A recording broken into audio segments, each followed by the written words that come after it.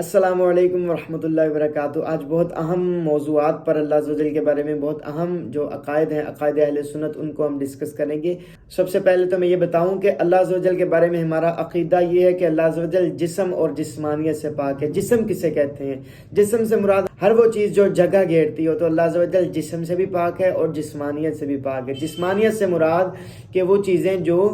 جسم ہونے کو لازم ہوں، ان سب چیزوں سے اللہ عز و جل پاک ہے۔ اللہ عز و جل کے بارے میں اگر کوئی کہے کہ وہ جسم والا ہے یا اس کے لیے جسم کو ثابت کرے تو وہ کافر ہو جائے گا۔ پھر اللہ عز و جل مکان سے، جہت سے، زمان سے وغیرہ سے پاک ہے، یعنی ٹائم سے بھی پاک ہے، پھر جگہوں سے بھی پاک ہے اللہ عز و جل۔ پھر اس کے علاوہ اللہ عز و جل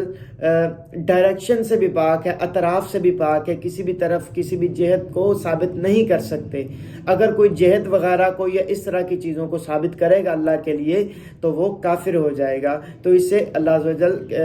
کی پناہ مانگنی چاہیے اور اللہ عز و جل کی ذات و صفات کو کم از کم اتنا تو جان لینا چاہیے کہ ہمیں معرفت ہو جائے کہ ہمارا معبود کون ہے، کیسا ہے، کہ ہم کس کی عبادت کرتے ہیں۔ تو اسی وجہ سے ہم نے یہ سلسلہ شروع کیا تھا عقائد کا، جس سے ہم بنیادی عقائد کو سمیٹ رہے ہیں اور مختصر کر کے سمیٹ رہے ہیں، اور کوشش کی جاتی ہے کہ وہ عام فہم عقائد کو بیان کیا جائے جو مسلمانوں کے لیے ضروری ہیں اور بنیادی ہیں۔ پھر اللہ عز و جل کسی بھی طرح سے مخلوق کے مشابہ نہیں ہو سکتا، کسی بھی طرح سے افعال میں یا امور میں مخلوق کے مشابہ نہیں ہو سکتا، کیونکہ وہ خالق ہے اور مخلوق اس کی تخلیق کی ہوئی ہے۔ مخلوق کے پاس جو طاقتیں ہیں، جو پاورز ہیں، وہ سب عطائی ہیں، جبکہ اللہ کے پاس جو پاورز ہیں وہ سب کے سب اللہ عز و جل کی ذاتی ہے، سب ذاتی چیزیں ہیں، جبکہ مخلوق تو پھر مخلوق ہے، تخلیق شدہ ہے۔ بہت سارے ایسے الفاظ بھی قرآن و حدیث میں آئے ہیں کہ جن کا ظاہر مراد لیا جائے تو جسمانیت لازم آتی ہے یا جسم ہونے کا شبہ پیدا ہوتا ہے، جیسے کہ ید کا لفظ آیا، نفس کا لفظ آیا، وجہ کا لفظ آیا۔ نبی کا لفظ ہے ید، اس کا مطلب ہوتا ہے ہاتھ، اور پھر نفس اس کا مطلب جان ہوتا ہے، پھر اس کے علاوہ وجہ اس کا مطلب چہرہ ہوتا ہے۔ تو یہ ایسے الفاظ بہت سارے آئے ہیں جو قرآن و حدیث میں، جن کا ظاہر جو ہے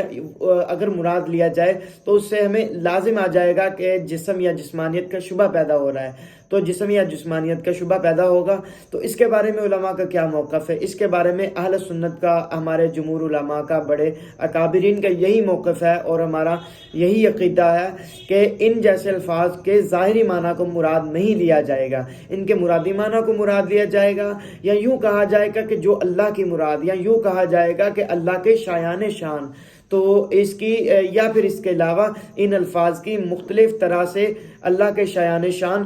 تعویلات کی جائیں گی، ان کو تبدیل کر کے استعمال کیا جائے گا، تاکہ ہمارا عقیدہ جو جسمانیت یا جسم والا ہے اللہ کے لیے،